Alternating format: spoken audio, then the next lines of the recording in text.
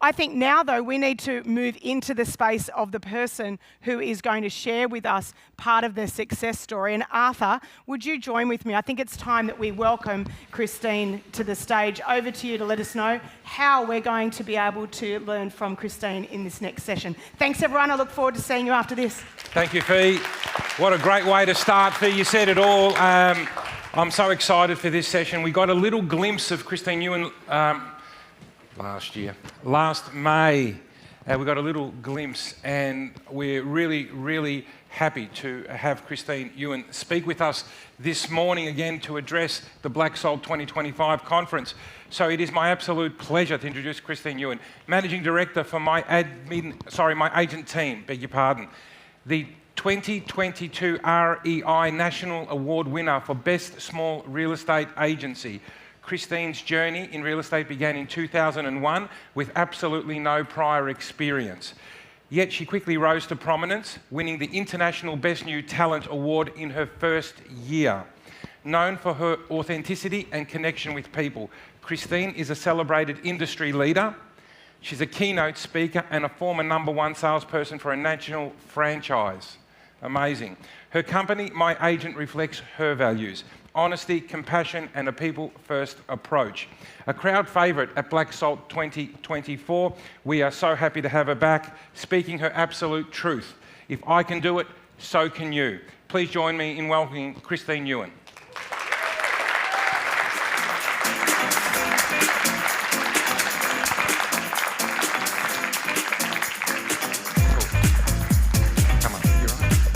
Hey. I'll give you the speaker. Where do you want it? Hi guys, how are you? All right. Over there? No, it's okay. I can do anything once I've got a purple folder. Hey. It's a great honour. I decided to become a keynote speaker because I wished that when I was sitting in a room just like you guys 23 years ago, at 30 years of age, I went to AREC. Oh my God. I saw this guy stand on stage and tell me that he was $1 million writer. He was so dollar productive. This guy got up at like 4:30, did around about 10-kilometre run, did a gym session, ate a protein ball, did 50 prospecting calls in the car on the way to work. And I literally sat there and thought, I'm a bit fat and I'm a bit chaotic and I think I'm going to shit the bed at this job. But I reckon if I ever become successful, I'm going to go to AREC and I'm going to tell them that if I can be successful, anybody can. Because when I decided to, so then they gave me the topic, if I can do it, you can too. So I decided that I wanted to do the keynote. So I reached out to Leanne Pilkington, the God, the president, Madam President of the Australian Real Estate Institute. She says to me, Chris, why don't you come and speak at Lang & Simmons? It wasn't like, oh, why don't you go and do CWA first? It was like, bang, there I was. And I thought, oh, I've got to nail this. And I had to fly into the Gold Coast. And I thought, what happened to me on my maiden voyage of being a keynote speaker actually is a great parallel in life in real estate. So I decided I was going to be that organised that I was going to pack my bag. I mean, I macrameed my underwear. They were around about this big. I had them all in the... And I thought, right, I'm going to not miss the flight. I'm going to stay at the Vibe Hotel in Canberra the night before and I'm going to rehearse my speech and I'm going to drink around about 5 margaritas. I drank 5. I then got to the airport early so that I could stay at the hotel to actually get there. I pull up in my SUV and I get out my suitcase and it's just perfect height. I pull my suitcase up, it's 20 kilos. As I hold it up, I think, oh God, I can't actually hold that. And it clips the top of my linen pants, my elasticated linen pants. So as I roll it down my body, I completely dack myself. And I decided, you know what, I didn't want to have dirty undies, so I won't wear any, I'll go commando. So as I roll my suitcase down in front of myself, I'm doing this self-talk of, this isn't good, this isn't good, this isn't good. Then my pants are stuck at the bottom. My ass is now facing the Vibe Hotel. And I'm trying to unclick. And I just think this is my moment. Setbacks are a given, but the ability to bounce back. So what I thought was, right, I'll just stand up and show everyone my box. I pop my pants back on, I put my Prada handbag on top of my suitcase, and I roll on towards the Vibe Hotel. I ring my girlfriend and I say, hey girl. She goes, what you doing? I said, I just dacked myself in Canberra Airport. She's like, right, so we're doing well, are we? And I was like, we're doing real well. So I go up and speak at the Lang & Simmons conference, and look, I was fabulous. And then it kept coming, you know, because the gigs kept coming. So let me tell you, this is where I live. I live in a little place called Bateman's Bay. They sell around about 540 properties in the last year, and my agent team sold 185 of them. We are the eastern suburbs of Canberra. So that's the King's Highway. Anybody owns a house in Bateman's Bay, darling, or Mollymook, Ulladulla as well. We haven't branched out there yet, but they have a lot of Sydney money as well. So our average sale price is around about, what is it, girls? 750,000, I think. So let me tell you, this is how my life started in real estate from the beginning. I am the baby of 7 children.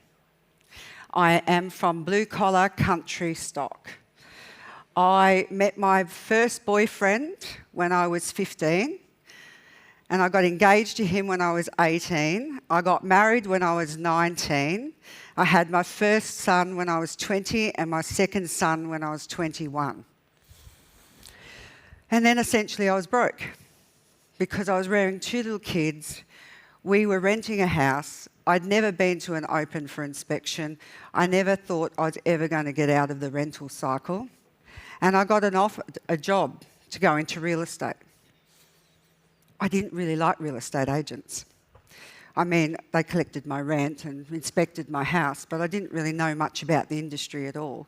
So I had to take a massive leap of faith because I didn't have the money to be able to do the course. So what they did was they told me, oh, P.S., for you to become a real estate agent, you need to pay $2,500 because I was going with the LJ Hooker network.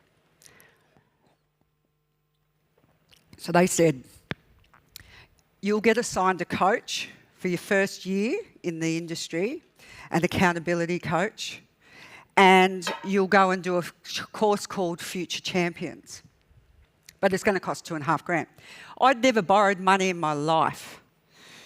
And I had to do probably the worst thing I've ever done. I rang my mother-in-law and I asked for a loan. So my back was against the wall. $2,500. I borrowed $10,000 because I didn't even have a car to do real estate in. And then I sent my husband to Canberra to go buy me a car. All I said was back then, for you young guys, back then you used to put buyers in cars. And he went and bought me a 2-door Mitsubishi Lancer with no air conditioning and wind-down windows. So when I used to take buyers around, I used to sit in the car and press my head and go and flip my chair down with me in it and say, hop in the back, guys. And that's how I started in real estate. So off I go to Sydney, to the big smoke, my big leap of faith. This is where, for 5 days, they tear you down and they rebuild you into a real estate agent. And this is where, and every day, so they started off with around about 50 of us, I think, in the class, and then every day it got smaller and smaller because only the champions got through. So they used to pull you aside like the idol or something and tell you got punted. I never even questioned it. I just thought there was a serial killer in the room. Anyway, I get there day one, and the guy, he's out the front, he says, everybody take your pen and paper, he says, and write down your top 5 goals. Everybody just started writing, like this was very normal. I looked around, and this is what I wrote.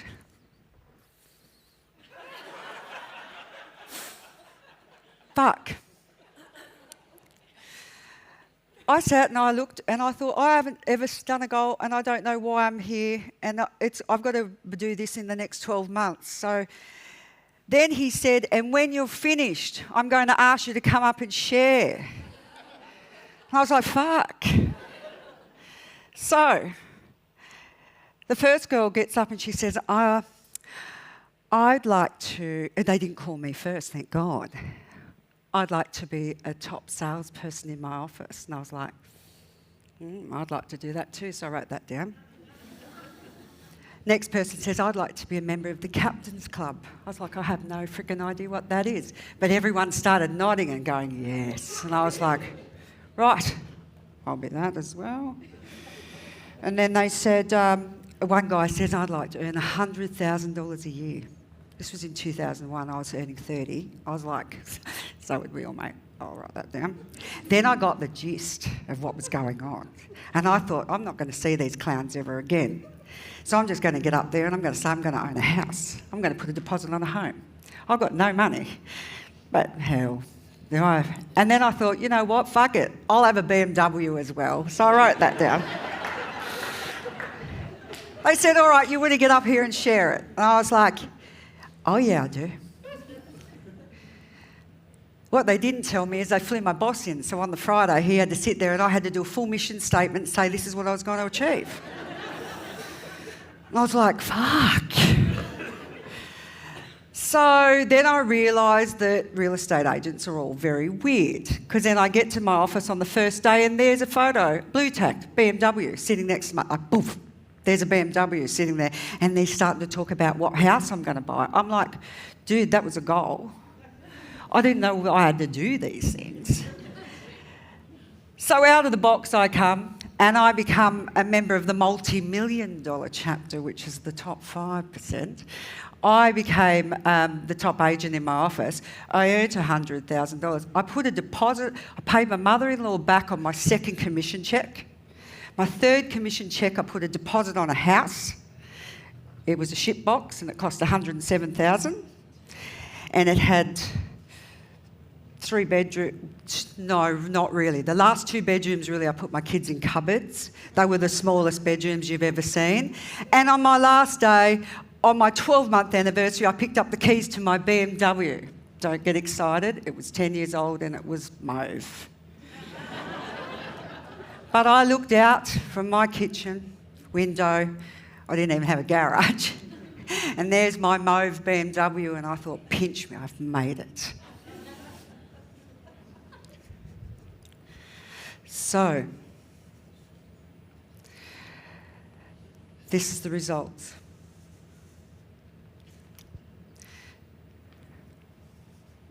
I followed the blueprint I was given. I didn't try and reinvent the wheel. For rookies in the room, listen to me very, very hard. There are no shortcuts. Don't think you're going to be able to reinvent the wheel. There's reasons why people put programs in place. That's because that works. It's because you've got to trust the process. You have to hotspot, you need to door knock, you need to build a profile, and you need to engage with your community. I became a finalist for International Best New Talent. I was nominated and my regional manager called me in and said, you've been nominated for International Best New Talent. And I was like, that's fantastic. Didn't know what it really meant. Then I found out it meant that I was going to win a trip to San Francisco with LJ Hooker. I was going to fly to Perth. It was the first time I was going to go in a plane. And here I was going over to Perth for the award. All I said to my sons, who were 9 and 10, I said, if Mum wins, what I'll do is I'll take you to Disneyland. Now you think about it. $800 in the bank, borrowed money off my mother-in-law. Next minute I'm saying to my kids, I'm going to take you to Disneyland. That's what real estate did for me. Just hard work and doing the blueprint. So my husband rang when it got announced, because it's one of the big awards late at night. And there was around about 3 hours difference between Perth, and it was like 1, 2 o'clock in the morning, and he rang my mum and he said she's won. And my mum went in and she just leant down and she grabbed my boy's hand, and my son woke up and he said, your mum just won. The kids jumped out of bed, they ran round and round and round the lounge room, and so Mum and Dad had to get up and make a cup of tea and settle them down. So my kids ended up going to Disneyland. And you talk about Menos, and Maria talk about your why. That was my why. It wasn't about getting up on stage and talking about how fabulous I was. It was about me being able to give my kids an amazing life. And a life, originally it was because I wanted them to have straight teeth, because I knew I was never going to be able to afford an orthodontist. Anyway, and then on the plane home I said to my husband, you know what, I think I'm really good at this, why don't you retire and look after the kids? And he said, okay. So, I did what I was told to do. I always had a PA. And the PA was assigned to me from day one, and I can't live without one. I still can't live without one, even though I actually don't really do much anymore, but I still want a PA. I set goals. My boss used to set goals, and when I say he was a goalpost mover, he was horrific. He used to tell me that I was never good enough. And so he used to feed me the shit sandwich, you know. Christine, you're great. We love having you as part of the team, but you're never going to be resilient enough to make $1 million. But you know what? I like the way you try. So you sort of always walked away, getting patted on the head and kind of kicked in the arse at the same time. You weren't kind of sure what was going on. So I couldn't do higher than 600. Now, back then, that was a lot of money. That's probably doing $1 million now, or 1.2. Actually, I'd like to say 2 million, because then it'd make me look really good. But I couldn't, and that's because it wasn't my goal. That was because it was his. And it was because he handicapped me as well. He made me the sales manager. And you know what? I bought into that too. Hook, line and sinker. I had the badge. I thought, oh, I get to run the office. And the fact was, he went and opened another franchise 20 minutes south, and then when he sold it, he said, move over, Princess, the king is back.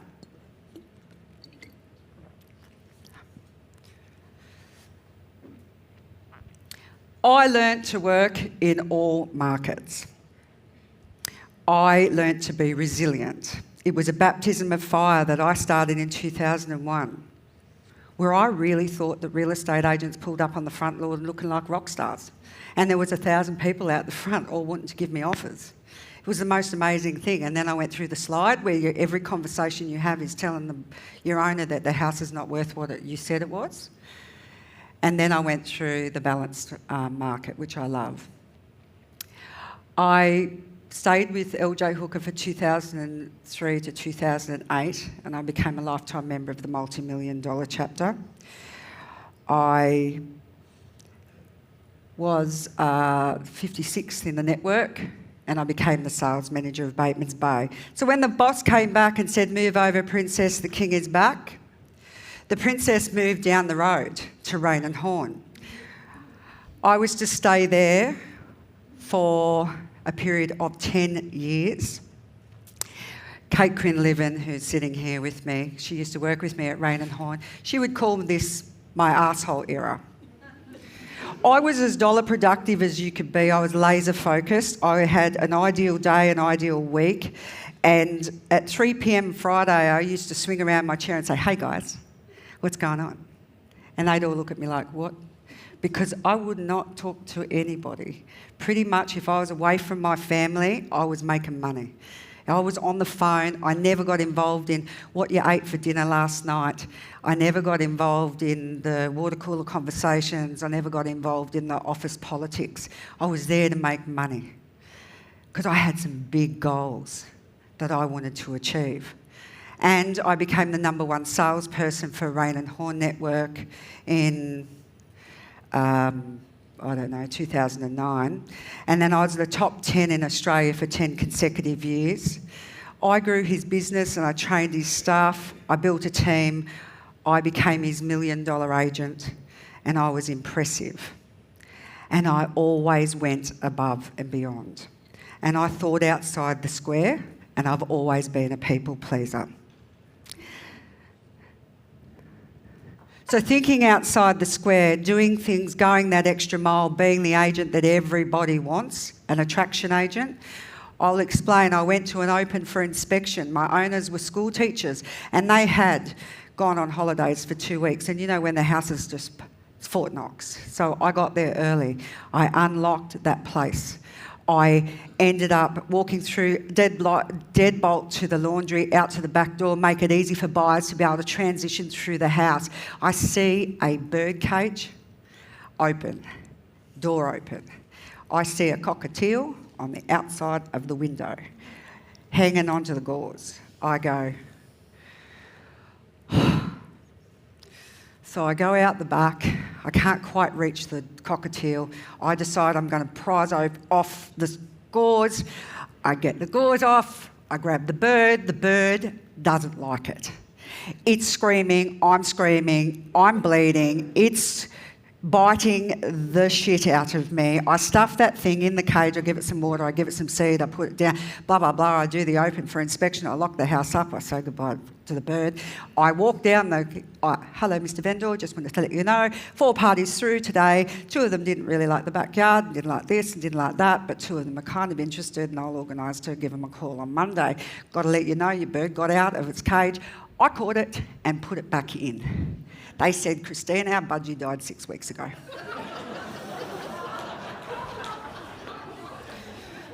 I said, well, you've got yourself a new bird. Yeah.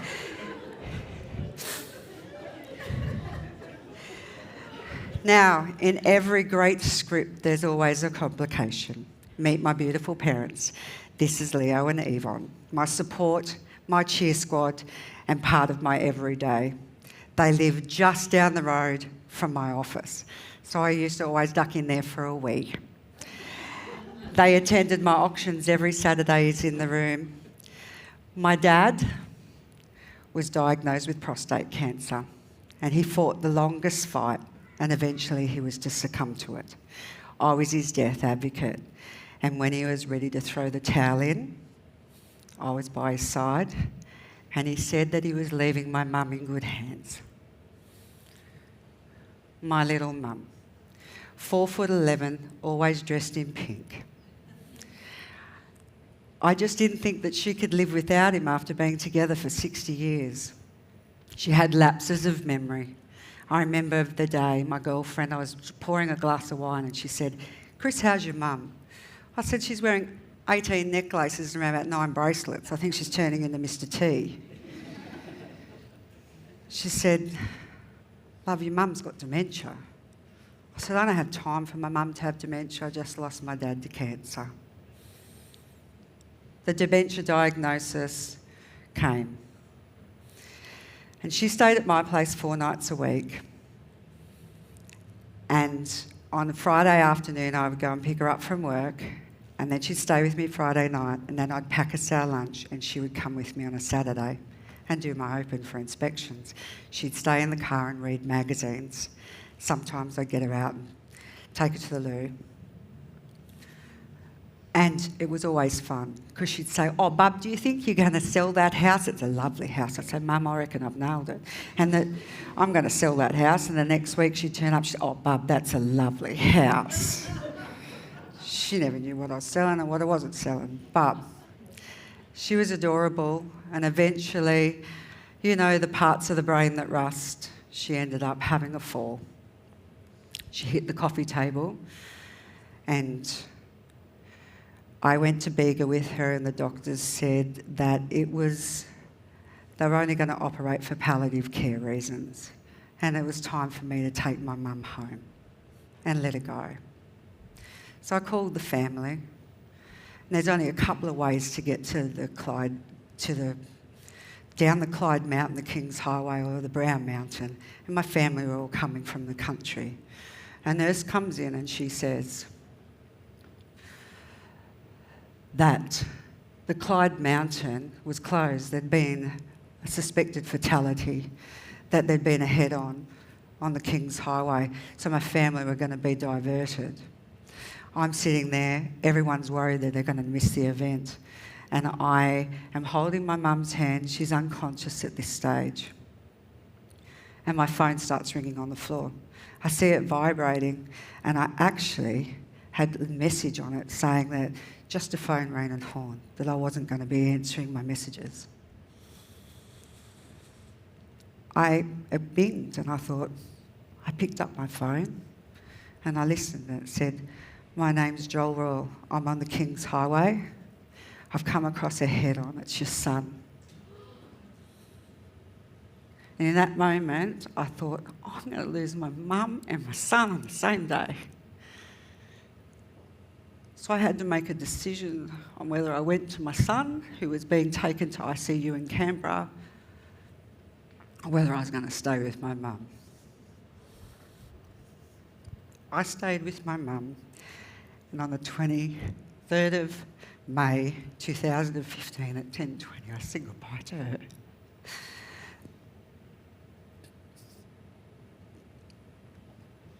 I drove to Canberra the next morning to see my baby boy get out of his third surgery. He broke his hip, he had pulmonary embolisms, he broke an ankle. I planned a funeral. I did my mum's eulogy, and a week later I went back to work and I sold the property for the highest sale price of Rosedale.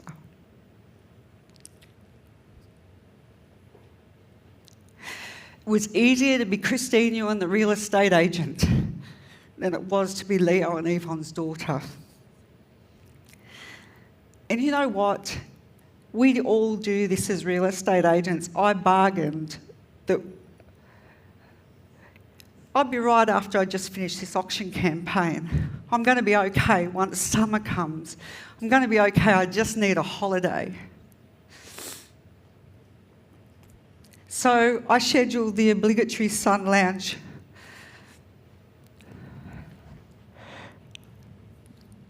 I scheduled the obligatory sun lounge cocktail tick list. You know, the one where you go, all right then, I'm going to go on a holiday, and then you arrive and then you lay on the sun lounge and you drink 40 margaritas and you get back up and you get back on the plane and you go, right, holiday, tick. Essentially what I did for everybody else. I was making everyone happy, and I was just so sad inside that I ran from grief for 3 solid years. I was just running like Forrest Gump. I disconnected from my family, I disconnected from my husband, I disconnected from my friends and my children. And I went, all right, off to Vietnam.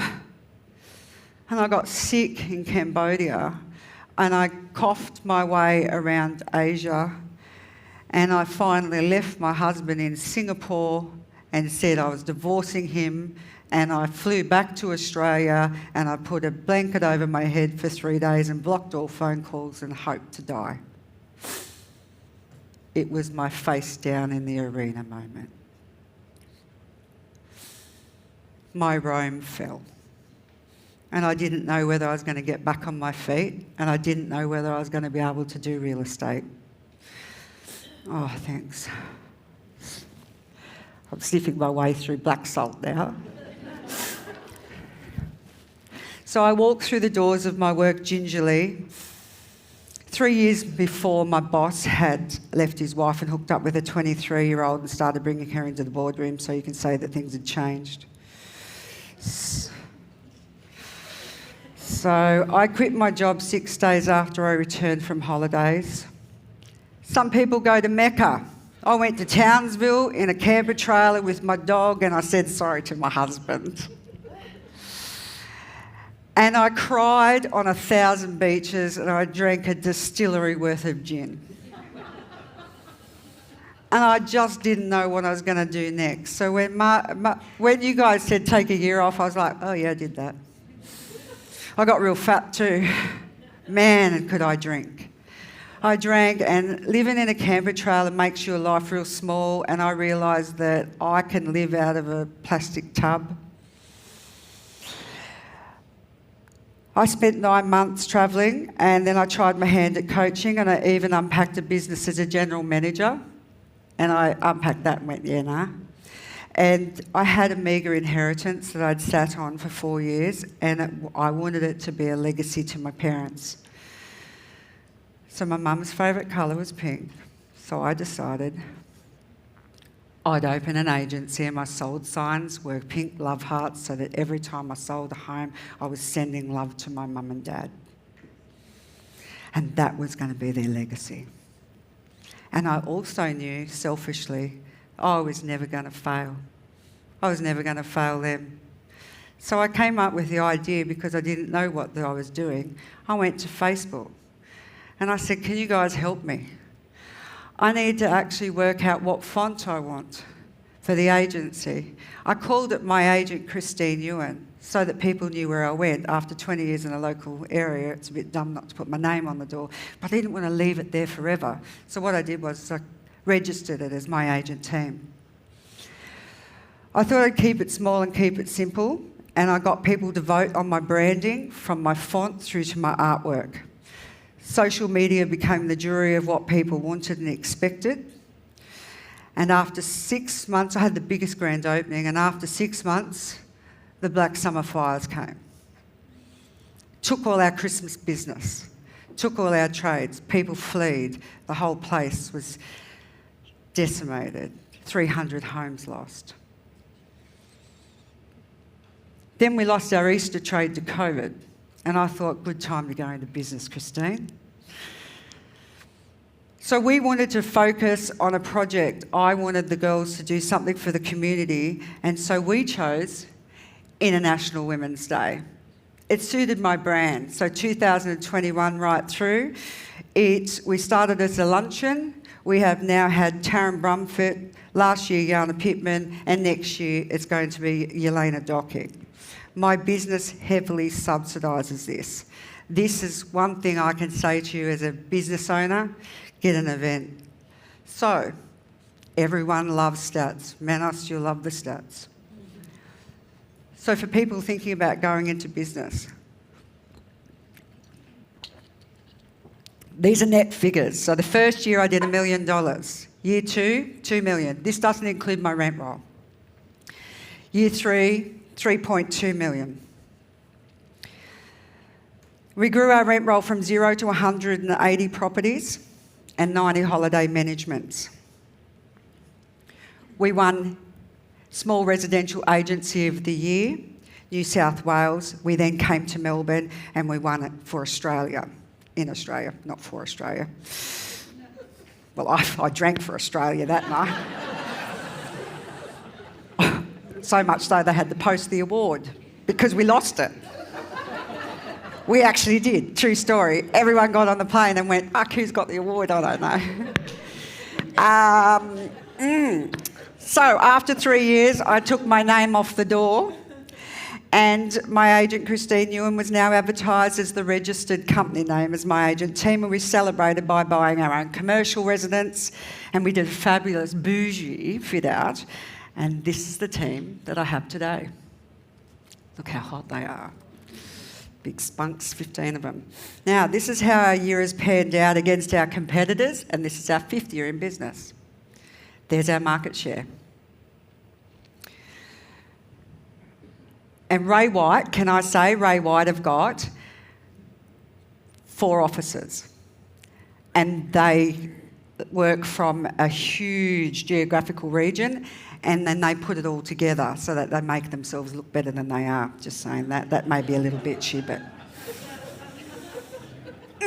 Anyway, so this is how... so in our 5th year, in the fin year, so from July 1st to now, my girls have done 2.5 million in GCI. So they're on track to do $5 million. Eh? No, but you know what the girls are doing? They're like... What? We never talked about 5 million. You just found out now. Surprise. You guys call them EBUs, we call them pods. And this is how they work. So, pod 1 is Team Quinlivan. Now, Kate's a young mum, 3 and 4. 2 and 4. 2 and 3? All right, they're young. And she's got 17 years experience and she worked with me at Rain and Horn, and they're the roles that they have. I did this slide for guys that are thinking, if you haven't got a PA, get one. But if you want to build an EBU, these are the things that we do in our office, and we call them pods. So Peggy McAllister, she has Sam, Peggy's not here, she's in Bali, but Sam is incredible at what she does as well. And they've been together for like 10 years, so I think synergy is really important in your EBU when you're building one. So I want to just talk about, so Megan Goucher started with me, she's my OG, she started with me when I opened the agency from scratch. She's $1 million agent, she became $1 million agent within 5 years. Anna Mack, she's 2 years experience with me. 2 years GCI of 550,000 in a second year. So this is the benchmark stuff that I think nobody really talks about. And I think it's important because I think that that's the sort of networking stuff that you want to know what your numbers are so that you can compare. I take my role as I bring in the clients and I create a safe space for my girls to work. So I'm going to tell you what my role is. Nearly 2 years ago, I took off my tool belt.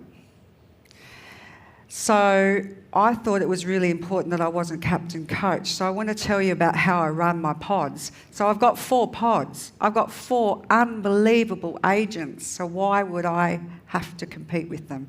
So I've got a 20 years experience. These people come through the door or they phone me and they say, Chris, I'm thinking about selling my house. What I do is I go, sure, I'll come out. So I meet with them and I take the agent that I think is going to suit them. The one that's got the personality type that I think is going to be right. You know, back to the every agent has a vendor. I take them out and I just explain, I don't get in my own way as far as like I'm so important. I just go, this person is better than me because I'm running a company. This girl is going to do a greater job than I will. I'm here to oversee it.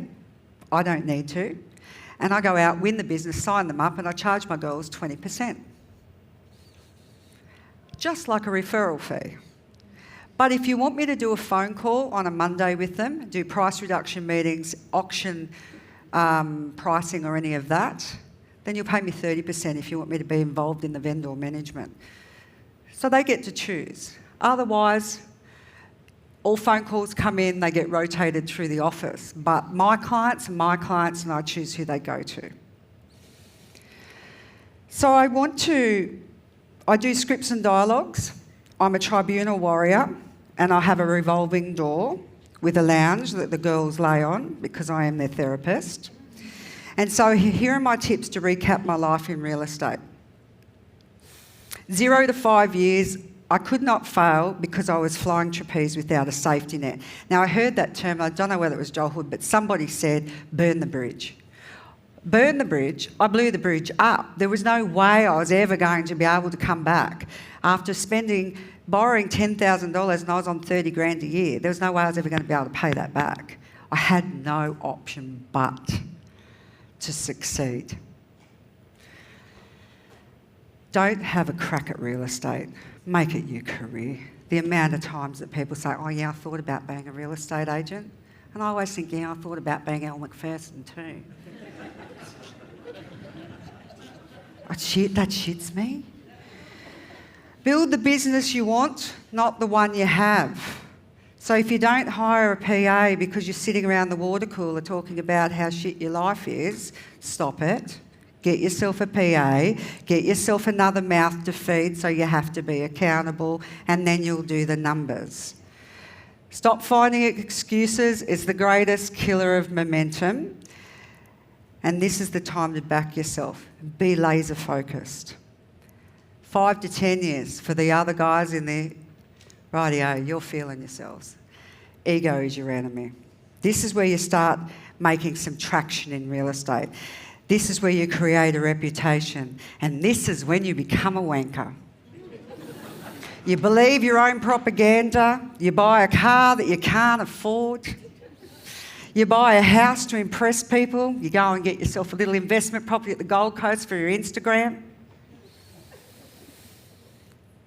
My advice, pay off your debt. Pay off your debt. And if you're hanging around people that stroke your ego and you're having to shout the verve, stop it. The amount of times I've seen self-sabotage, substance abuse, partying like it's 1988, drinking and cheating is a symptom of having too much money, too much success and not knowing what to do with it. You become a dog with two dicks. And you sabotage what you think you don't deserve. If you're feeling yourself and you're excited about your success, share it with your mum and dad. Tell your family that love you unconditionally, but keep a lid on it. Pay off your debt and start building for your next 5 years.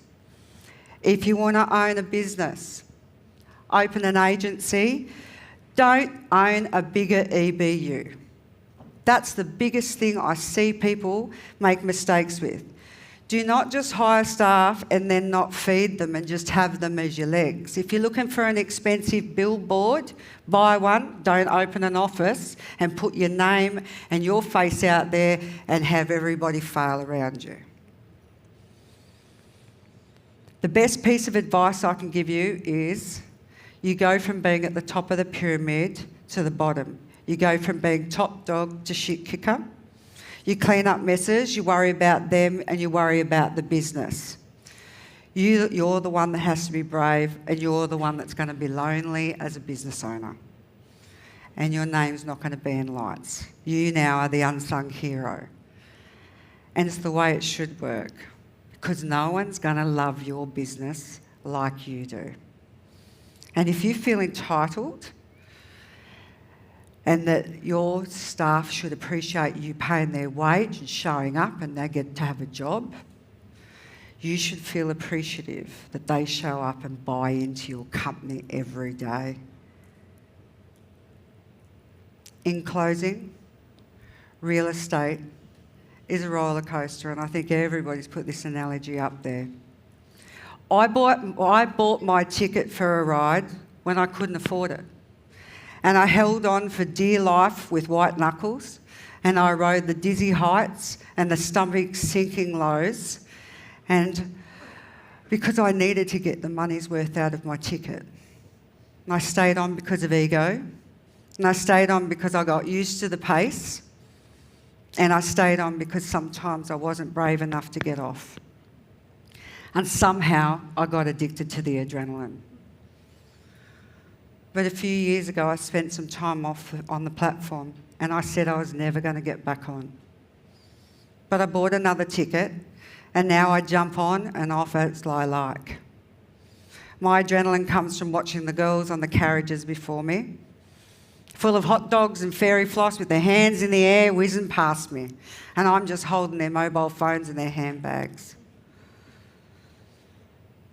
And I'm there to keep them safe, and I hold their hair when they vomit from too much fun, in more ways than one. I'm ready with all my knowledge to support them, and I'm there to celebrate them, and I'm there to commiserate with them. I'm tough, I'm fair, I built a business that I wanted to work for, and I learnt from my mistakes. But I'm nothing out of the ordinary. I don't have a degree. If I don't know something, I ask. If I don't know something and I know I'm never going to know something, I outsource it. I just had a plan. I had a goal. I never got in my own way. And the one thing I'm really good at is building a culture. A culture that attracts champions. And I'm so blessed to have these champions with me today. Make sure you pick their brains at morning tea. Ask them about their EBU if you're just starting out. I'm so very blessed to have these champions, and I'm blessed for being asked to come to Black Salt. It's been an absolute honour. Thanks so much, guys.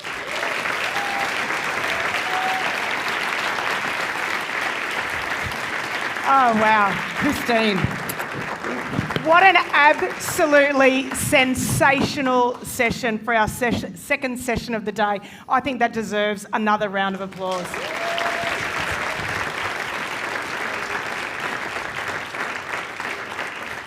Who's keen for a job with Christine now? I think we're all, that was so, you asked this morning some key things that you wanted out of today was, of course, business growth. Well, we can see how that's happened. We can see the roller coaster and the whole journey of that. I think we can see that Christine has literally done what she set out to do by, taking to the stage and speaking and sharing a story, is actually showing the reality.